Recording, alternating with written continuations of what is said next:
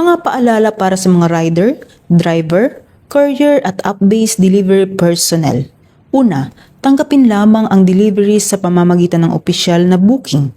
Pangalawa, i-verify ang sender, receiver, pick-up point at destination.